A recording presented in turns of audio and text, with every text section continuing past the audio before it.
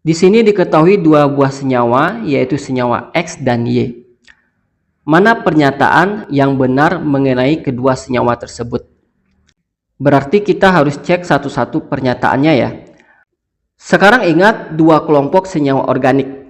Yang pertama itu alkanal atau nama lainnya aldehid. Dan yang kedua itu alkanon yang punya nama lain keton. Untuk aldehid, struktur umumnya itu bisa kita tulis R C O H. Lalu untuk keton R C O lalu R. Nah, sekarang untuk senyawa X, karena dia punya gugus COH dan bagian yang ini itu R-nya ya, maka senyawa X tergolong ke dalam alkanal atau aldehid. Dan karena senyawa Y cuma punya gugus CO, tak ada hanya, berarti senyawa Y termasuk dalam kelompok keton. Ini R-nya ya. Ini R yang satu lagi. Sekarang baru bisa kita cek pernyataannya satu persatu. Untuk pernyataan pertama, senyawa X ditambah dengan pereaksi Tollens akan menghasilkan endapan cermin perak. Ingat, aldehid bereaksi dengan pereaksi Tollens dan Fehling nantinya. Sedangkan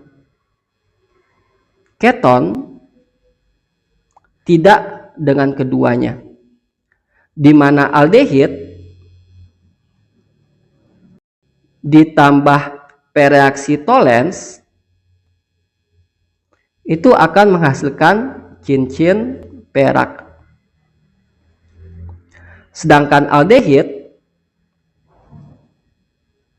ditambah pereaksi Fehling akan menghasilkan endapan merah bata.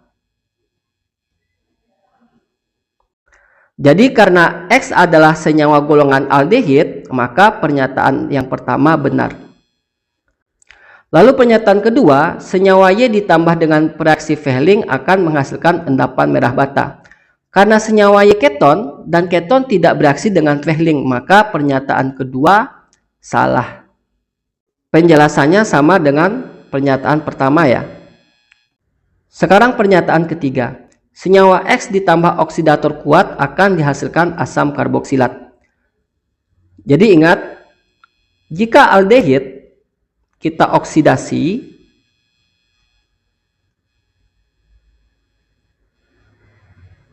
itu akan menghasilkan asam karboksilat.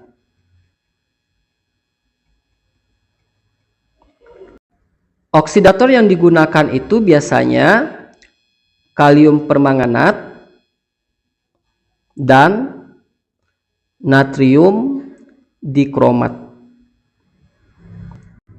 Dan karena senyawa X itu adalah aldehid, berarti pernyataan 3 itu benar.